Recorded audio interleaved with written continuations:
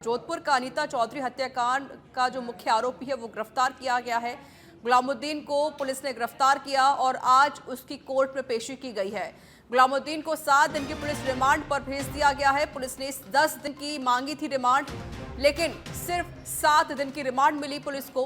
पूरी सुरक्षा के बीच पुलिस ने आरोपी को कोर्ट में पेश किया। अभी भी कई सवालों के जवाब खोजना बाकी है।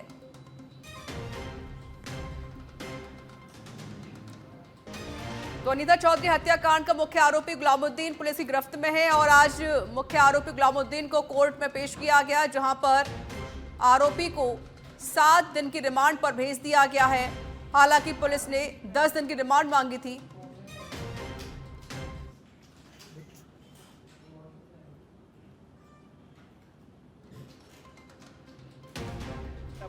में आज कल मुख्यमंत्री में जो गुलामुद्दीन को गिरफ्तार किया गया था, अभी आज पेश किया गया है। 10 डेज का रिमांड मांगा गया था, 7 डेज का मिला है।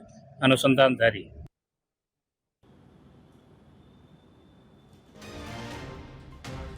संवाददाता प्रदीप जोशी मेरे साथ जुड़ गए हैं फोन लाइन पर। प्रदीप, आज आरोपी को कोर्ट में पेश किया गया, 7 दिन की रिमांड मिली है पुलिस को।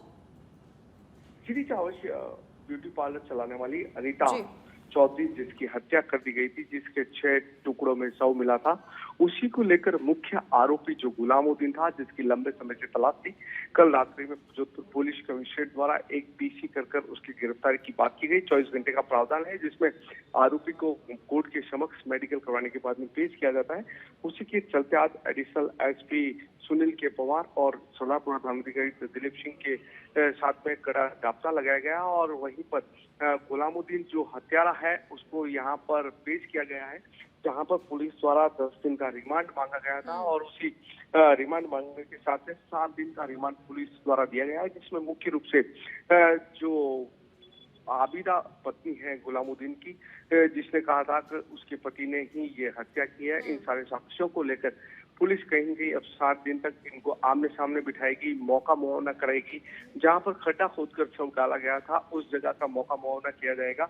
और सबसे अहम बात की जाए, जो हत्या के जो साक्ष्य हैं उसको जुटाने के लिए कहीं 7 दिन का जो समय मिला है पुलिस को, उसको लेकर गुलामुद्दीन को हर जगह पर लेकर तत्काल रूप से जिस छुरे से उसने काटा था, कई सारी चीजें बरामद करनी है। एफएसएल की जो जांच में जो और जांच में प्रभावित होने वाली चीजें जो गुलामुद्दीन के बयानों के आधार पर जांच प्रारंभ करेगी। जी चलिए, अभी देखिए फिलहाल यहाँ पर पूछताछ भी हो जानी है, लेकिन प्रदीप कई बड़े सवाल अभी भी खड़े हुए हैं जिसके जवाब अभी पुलिस ऑफिसर्स को नहीं मिले हैं, पुलिस अधिकारी को नहीं मिले हैं।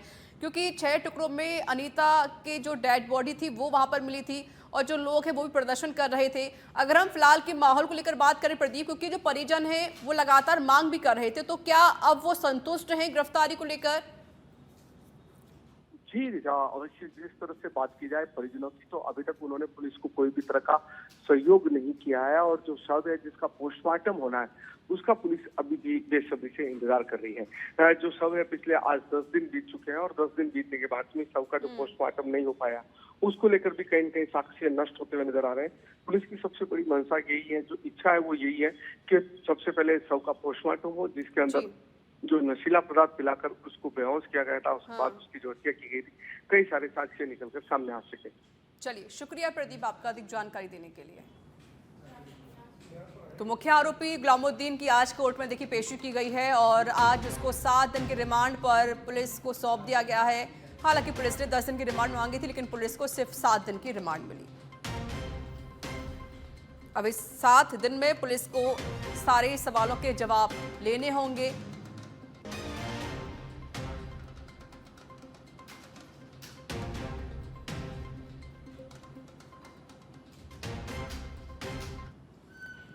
और राइजिंग राजस्थान के तहत बीकानेर में 13 नवंबर को होटल लक्ष्मी निवास पैलेस में जिला स्तरीय इन्वेस्टर समिट आयोजित किया जाएगा। इस समिट के लिए अब तक 115 एमओयू साइन किए जा चुके हैं, जिनके माध्यम से लगभग 30,000 करोड़ रुपए का निवेश होगा। इनमें लगभग 19,000 लोगों को रोजगार मिलेगा। इस समिट की जानकारी देते हुए जिला कलेक्टर नर्मदा वृष्टि ने बताया है कि इसमें मुख्य sector solar, agro, food processing के हैं। इसके अलावा सेरेमिक, एजुकेशन और पर्यटन के नए सेक्टर शामिल हुए हैं।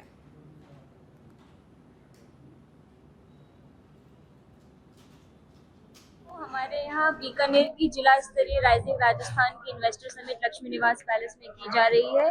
इसके अंतर्गत हमने अब तक 115 MOU साइन कर लिए हैं, जिसमें करीब 30,000 करोड़ का इन्वेस्टमेंट है और अप्रोक्सीमेटली 19,000 लोगों के लिए एम्प्लॉयमेंट अपॉर्चुनिटीज हैं। इसमें जो मेजर सेक्टर्स हैं वो सोलर के हैं और एग्रो और फूड प्रोसेसिंग के हैं। इसके अलावा जो नए सेक्टर्स आए हैं वो सेरामिक, एजुकेशन और टूरिज्म के हैं। और जयपुर के नगर निगम हेरिटेज महापौर कुसुम यादव गोपाष्टमी के अवसर पर हिंगोनिया गौशाला पहुंची, जहां उन्होंने गायों का हरा चारा खिलाया और गौ माता की पूजा कर उनका आशीर्वाद लिया। बता दें कि हिंगोनिया गौशाला पुनर्वास केंद्र के ट्रस्टियों की ओर से कार्यक्रम आयोजित किया गया था, जहां पूजन के बाद हवन में महापौर कुसुम यादव ने भी आहुति दी। इस दौरान हेरिटेज निगम के पार्षद और अन्य लोग मौजूद रहे।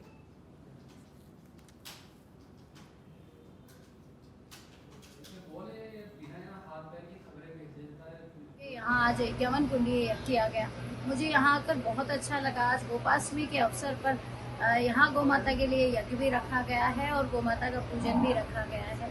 ये बहुत ही अद्भुत कार्य है। हमें कहा गया है कि 33 कोटि देवी देवता हमारी गौ माता में निवास करते हैं और गौ माता का हर एक जो भी उनसे हमें मिलता है, वो दूध हो, गोबर हो, गौमूत्र हो, सभी हमारे दवाइयों में काम आता है, औषधियों में काम आता है। साथ ही साथ गौ माता हर रूप में हमारे लिए पूजनीय है।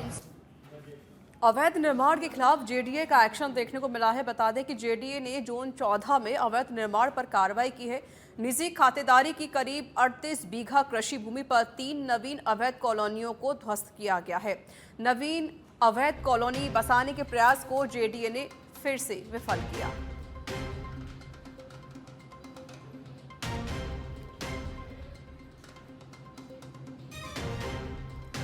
तो जोन 14 में अवैध निर्माण पर ही कार्रवाई की गई। अवैध निर्माण के खिलाफ जेडीए का बड़ा एक्शन देखने को मिला, जहां पर अवैध निर्माण पर पीला पंजा चला और बुलडोजर के जरिए अवैध निर्माण को ध्वस्त किया गया।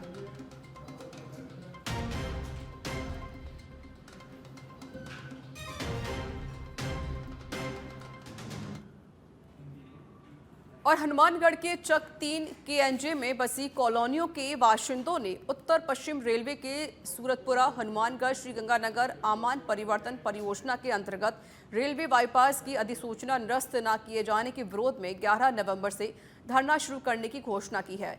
इस संबंध में शनिवार को आनंद विहार कॉलोनी, ढिल्लो कॉलोनी सहित अन्य कॉलोनियों के लोगों ने जिला कलेक्टर और नगर परिषद सभापति को ज्ञापन सौंपा। कॉलोनी वासियों ने बताया कि रेल बाईपास कॉलोनियों के बीच से होकर निकलना प्रस्तावित है। यहां करीब 4000 लोग निवास कर रहे हैं। बाईपास निकलने से काफी संख्या में लोग बेघर हो जाएंगे।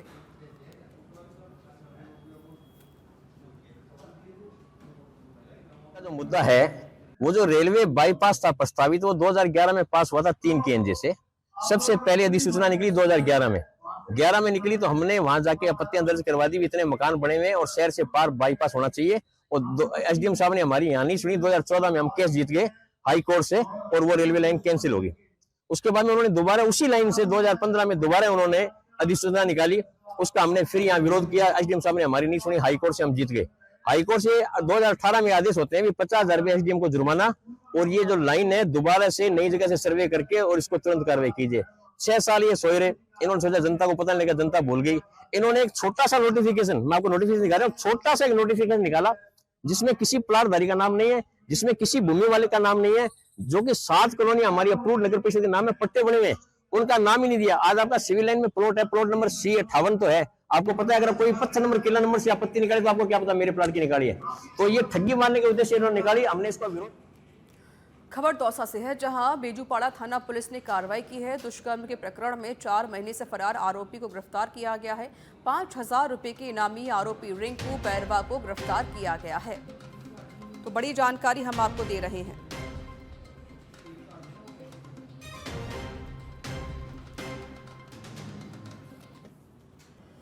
और विश्व व्याख्यात चित्तौड़ दुर्ग पर कुंभा महल के सामने खड़ी पर्यटकों की इको कार में अचानक आग लगने से हड़कंप मच गया। इसके बाद अन्य वाहनों को मौके से हटाया गया। दुर्ग पर रहने वाले लोगों ने अपने स्तर पर आग को बुझाया। बाद में दमकल को भी मौके से बुला लिया गया। किसी के हताहत होने की कोई जानकारी नहीं है। हालांकि कोई जनहानि भी नहीं हुई है। इस इको कार में गैस कीट लगी हुई थी।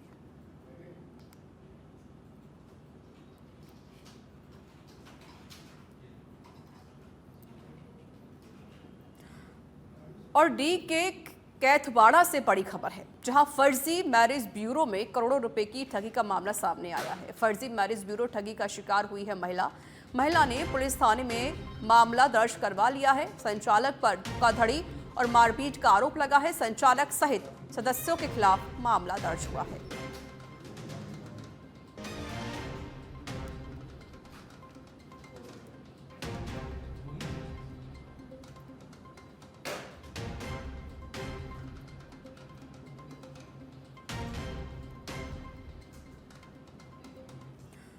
कानौता थाना पुलिस ने बड़ी कार्रवाई करते हुए जबरन कब्जा करने और क्षेत्र में आतंक मचाने वाले 7 आरोपियों को गिरफ्तार किया है।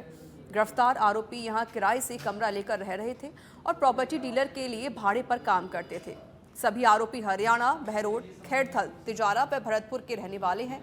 आरोपियों की ओर से मोहनपुरा गांव में जमीनी विवाद को लेकर महिलाओं और बच्चों के साथ मारपीट का वीडियो भी वायरल हो रहा है।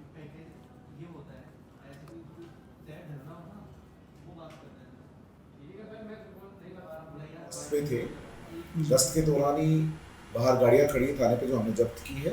खुली हुई जीप है जिसमें ये लड़के पहलवान टाइप, जिसमें कुछ हरियाणा के भी हैं, ये पैर निकाल करके जोर जोर से हंस के इधर उधर इशारेबाजी करके और पब्लिक में एक प्रकार से आतंकित वाला माहौल करके चल रहे थे। जैसे ही हमारे स्टाफ ने रोकते के साथ इन्होंने फोन करके दूसरी एक फॉर्चूनर गाड़ी बुलाई जिसमें 4-5 जने और आए और वहाँ जो लोग उपस्थित थे वो सभी कह रहे थे कि आए दिन का इनका ये घूमना फिरना, महिलाओं की तरफ फप्तियाँ कसना, लोगों को धमकियाँ देना, ऐसे ही फ्रूट्स मंगा लेना, कुछ भी कर लेना, मतलब एक प्रकार से आतंक का माहौल इन्होंने कर रखा है। जब हमने रोका पुलिस वालों को, इन्होंने कहा कि हमको किसी गिरफ्तार करने की कोई ताकत ही नहीं है, हम करेंगे जो करेंगे, हमारे लिए तो अलग ही कानून है।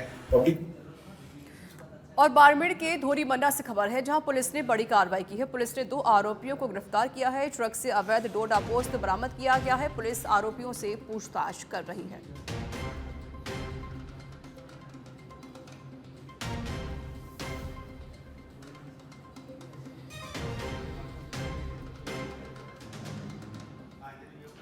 और बीकानेर में रेलवे के 17 लाख रुपए के तावे के तार चोरी होने के मामले में 3 आरोपियों समेत 6 लोगों को गिरफ्तार किया गया है। बीकानेर रेलवे स्टेशन पुलिस चौकी के प्रभारी ने बताया कि गत 31 अक्टूबर को बीकानेर रेलवे स्टेशन के पास स्थित रेलवे के स्टोर से तांबे के तार चोरी हो गए थे, जिनकी कीमत लगभग 17 लाख रुपए बताई जा रही है। घटनास्थल के आसपास के सीसीटीवी और अभय कमांड सेंटर के सीसीटीवी खंगाल कर चोरी करने वालों के रूट का पता लगाया गया।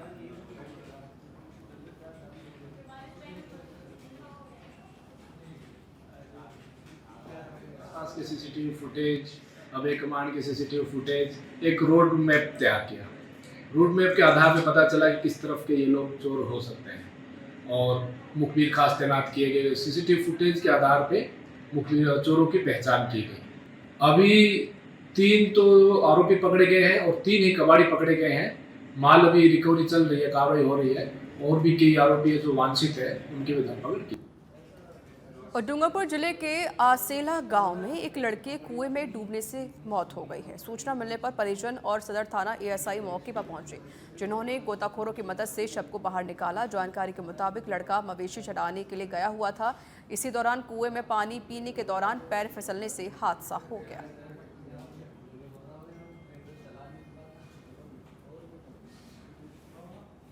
सुबह करीब 10 बजे के आसपास जरिए टेलीफोन सूचना मिली कि आसेला गांव में एक लड़के की कुएं के अंदर लाश पड़ी हुई है, जिसकी सूचना पर मैं 4 बजे मौके पर पहुंचा, जहां पर लाश को गोताखोर से बाहर निकाला और उसको लेकर हॉस्पिटल आया।